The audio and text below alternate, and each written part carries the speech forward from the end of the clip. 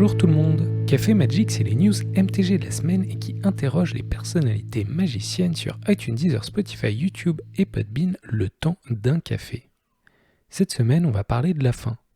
Pourquoi la fin de Magic, c'est pas près d'arriver et pourquoi la fin de ton envie de jouer à Magic, ça c'est possible et c'est pas vraiment grave. C'est parti pour l'épisode 88.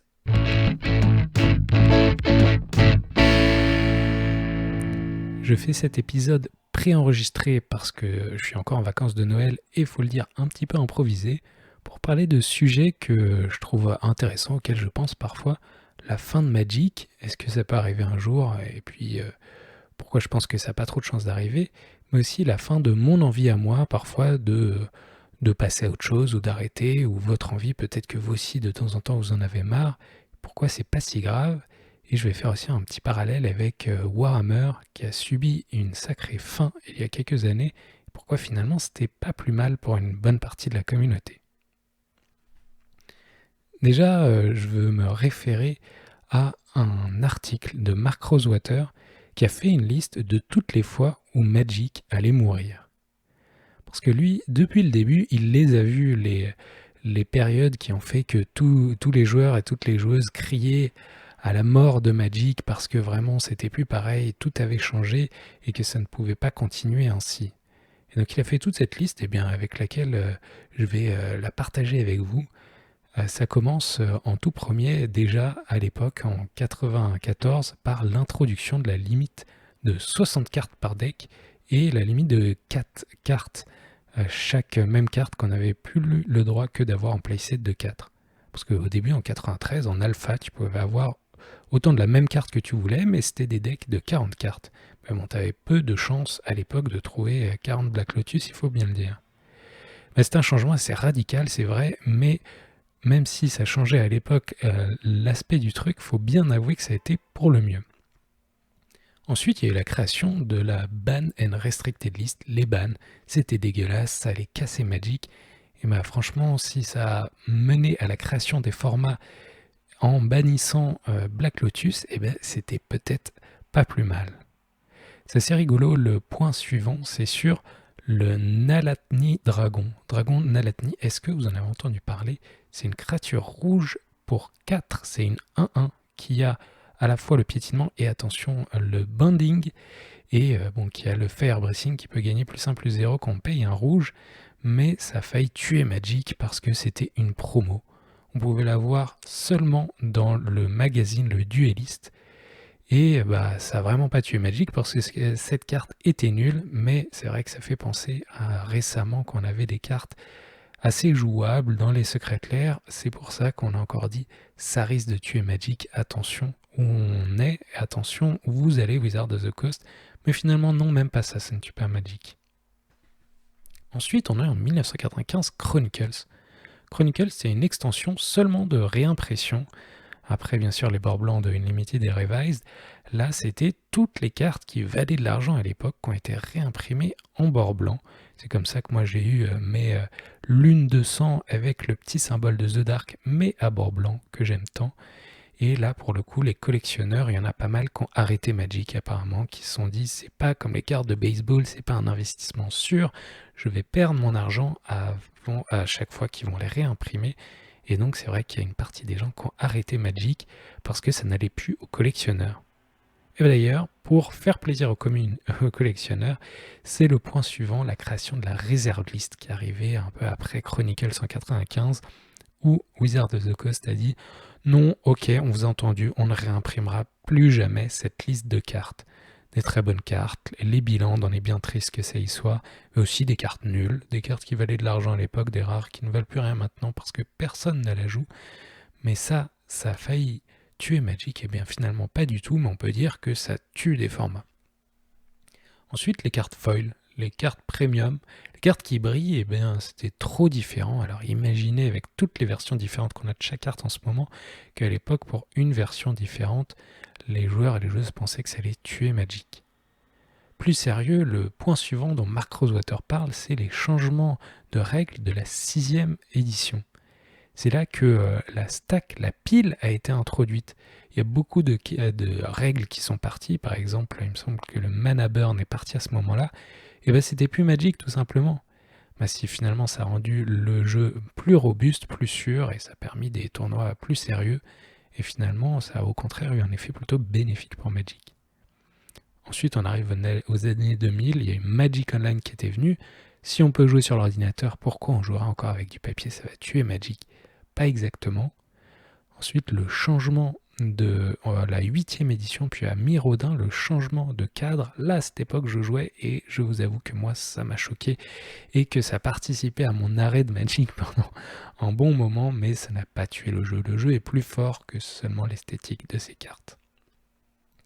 Enfin, on arrive presque à la fin de cette liste. Il y a les Planeswalkers qui devaient tuer Magic parce que c'est vraiment un nouveau type de carte, c'est trop différent. Et au contraire, vu que les gens pouvaient s'identifier au petit Jace, ça a permis de encore plus vendre des boosters et faire s'étendre le jeu. Et en 2010, il y a eu un changement de règle où on a enlevé notamment les dommages sur la pile, damage on the stack, et on pensait que ça allait tout tuer. Mais encore une fois, ça n'a pas été le cas. Pour finir, c'était à l'époque où a écrit cet article par Mark Rosewater, c'était les gros changements de l'Organized Play, la création de la MPL, on pensait que ça allait tout casser. Ça n'a pas tout cassé, mais on peut dire en ce moment 2021, l'Organized Play est un petit peu cassé, il faut le dire. Toute cette longue liste, c'est pour vous montrer qu'à chaque fois, on peut s'insurger de quelque chose qui va tuer le jeu, mais notre jeu bien-aimé va toujours vivre, et même si Wizards of the Coast et Hasbro font faillite un jour, on aura tous nos cartes. Ça reste le jeu le meilleur du monde, et on pourra jouer avec nos cubes, on pourra jouer au standard de 2013 entre nous. Magic a une longue vie devant lui avec Wizards of the Coast, et même après l'apocalypse, moi je le pense vraiment. Maintenant, si on a vu que moi, du moins, je ne pense pas que Magic va s'arrêter demain pour ce genre de raisons, finalement, moi, je peux arrêter Magic, ou toi, ou vous, et finalement, c'est pas trop grave, c'est qu'un jeu, il ne faut pas oublier de ne pas mettre toute sa personnalité dans Magic, même quand on est créateur ou créatrice de contenu, même quand on est grand compétiteur, il faut parfois un petit peu s'en détacher, même si je dois avouer que j'en suis un peu triste. J'y pense en ce moment parce que je vois des parallèles au moment dans les années 2000 où j'ai arrêté, moi enfant, Magic pour la première fois. Il y avait un changement d'esthétique très important avec ces nouveaux cadres de la 8e édition. Il y avait aussi un changement d'esthétique de l'histoire des illustrations parce qu'avec Kamigawa, on parlait de ninja, du Japon, et pour moi, la fantasy, c'était que le Seigneur des Anneaux. Et aussi, je voyais que les cartes que j'adorais tant, finalement, il y avait toujours des nouvelles cartes qui sortaient et que je pouvais pas, j'avais beau m'y attacher, il y avait toujours du nouveau et que c'était un petit peu dur à suivre. Et en ce moment, je ressens un petit peu la même chose. Il y a des changements d'esthétique importants, enfin, il y a eu des Secret Lair, The Walking Dead, où on voit des guns dans Magic, on voit des avions de chasse aussi avec le Secret Lair et les skins de Godzilla. Là, on vient d'avoir, du moins quand j'enregistre les premiers spoilers de Kamigawa Neon Dynasty, où en plus d'avoir des ninjas qui, moi, ne me plaisent pas tant que ça, mais qui plaisent à tant d'autres, bien sûr, c'est dans un environnement futuriste où on voit des immeubles, on voit des enseignes en néon, des couleurs très flashy. C'est pas tout à fait mon truc. Et il y a une rotation trop rapide. Moi, je m'attache à mes cartes. Et une course sans fin aux nouvelles cartes. Il y a, même si moi je joue pas en standard, il y a toujours des nouveaux trucs, toujours des nouveaux produits, et même si c'est pas pour moi, ça fait un changement permanent. Laissez-moi mes cartes s'il vous plaît, je m'y attache. Ça m'arrache un petit peu de mon amour de Magic. Alors d'autres gens apprécient, ça va pas être la fin de Magic, et moi je me réjouis pour les gens qui kiffent. Je sais que j'ai des camarades qui sont super fans par exemple du retour de Kamigawa, et je suis heureux pour Quentin de Magic C'est Chic, pour Guillaume Gauthier de Contre-Draft qui sont si heureux en ce moment, et j'essaye de pas mettre toute ma personnalité dans Magic, et du coup de pas trop en être triste, et au pire si j'arrêterais le podcast, je me remettrais à la musique comme j'avais fait à l'époque, mais c'est pas grave. Mais pour répondre à ce problème de nouvelles cartes qui arrivent tout le temps, de toujours ce changement, cette course, j'aimerais faire un parallèle avec une autre franchise bien connue des nerds, qui est la franchise de Warhammer. Warhammer Fantasy Battle, c'était le jeu de bataille fantastique de Games Workshop. C'est le hobby où tu peins des petites figurines et tu les mets ensemble dans ta collection, dans ton armée, et puis tu peux faire des parties, et certains font des tournois, et certaines jouent à la maison, avec la famille, etc. Moi, je jouais aussi un petit peu à la même époque que Magic, enfant, à ça, et bon, j'ai arrêté aussi parce que mes intérêts changeaient, et j'ai découvert il y a quelques années que Game Workshop, l'éditeur, donc le Wizard of the Coast de Warhammer, avait tout simplement tué l'histoire, avait arrêté avec la fin des temps. Warhammer Battle, le jeu n'existait plus, et même la timeline, le lore avait été totalement détruit. C'était à peu près en 2015. Il y a une grosse catastrophe qui est arrivée sur ce monde-là, et plus rien n'existait. Ils ont sorti une nouvelle histoire et un nouveau jeu avec Age of Sigmar. Imaginez si Wizard of the Coast nous faisait ça. Tout le monde criait au scandale, bien sûr, il y avait beaucoup de tristesse, beaucoup de gens qui ont arrêté le jeu. Spoiler alerte, vous inquiétez pas trop pour Game Workshop, ils n'ont fait que vendre plus de jeux Age of Sigmar que de Warhammer Fantasy Battle, un jeu qui ne se vendait plus trop. Tout va bien pour eux financièrement, ça c'est bien sûr. Mais j'ai découvert finalement aussi il y a quelques années une communauté qui se regroupe autour de ce qu'ils appellent Oldhammer, c'est-à-dire le vieux jeu comme il était dans les années 80 puis 90, où Hero Hammer, moi particulièrement, je suis cette communauté de Middle Hammer ou Hero Hammer qui reprend le jeu comme il était dans les années 90, dans la 4e et la 5e édition. Et lors d'un podcast, j'entendais quelqu'un qui disait que finalement c'est ce qui était d'arriver de mieux à Warhammer Battle pour eux, la fin des temps. C'est-à-dire qu'il y avait toujours des nouvelles figurines qui sortaient, des nouvelles armées, des nouveaux livres d'armées, et vous vous imaginez bien que comme à Magic, il y a un power creep, et à chaque fois qu'il y avait une nouvelle édition de l'armée qui sortait, elle était plus forte que les autres, donc il fallait racheter des figurines, et cette logique commerciale finalement gâchait leur plaisir du jeu, rendait cette course toujours infernale et rendait le hobby impossible. Et finalement, en tuant le jeu, Game Workshop a rendu aux joueurs et aux joueuses et aux hobbyistes la liberté de faire ce qu'ils voulaient. Parce que maintenant, oui, il y a plusieurs communautés qui existent et juste qui jouent avec une époque bien définie, bien fermée, d'un certain style, parce que Warhammer dans les années 90 c'était des figurines beaucoup plus petites, une échelle, la Heroic Scale avec des figurines avec des grosses mains, des grosses têtes un petit peu exagérées, qui étaient un petit peu goofy, qui étaient une esthétique différente et qui étaient peintes de manière très flashy avec du jaune, du rouge, des socles vert gobelin. C'était vraiment merveilleux pour les nostalgiques de cette époque ou par les gens qui aiment cette esthétique plus rigolote plutôt que l'esthétique très héroïque et l'échelle beaucoup plus grande de nos jours avec Age of Sigmar et Warhammer 40 000 qui, lui, ne cesse pas d'exister.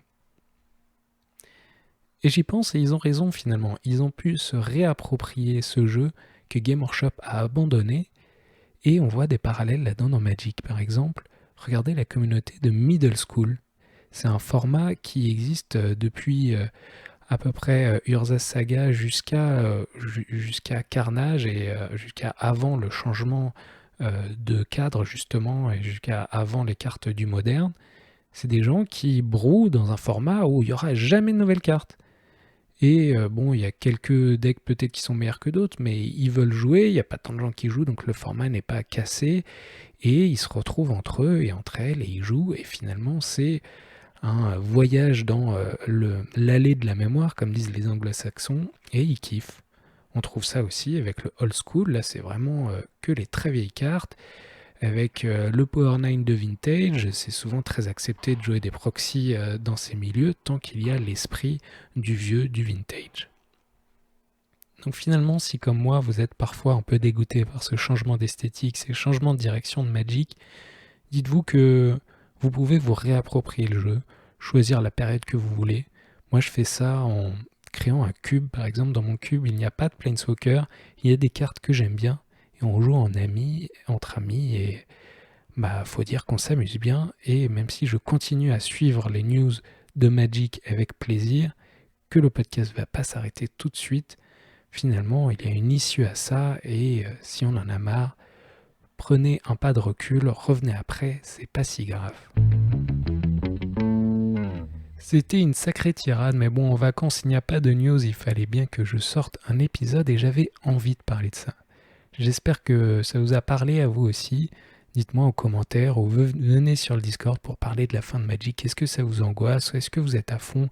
Ou est-ce que vous êtes triste d'avoir perdu vos decks de Modern qui ont été tout chamboulés par Modern Horizon 2? Venez discuter avec moi de ça. Et en tout cas, la semaine prochaine, on reviendra aux news qui sont accumulées pendant ces vacances. Merci d'avoir écouté Café Magic et à dimanche prochain.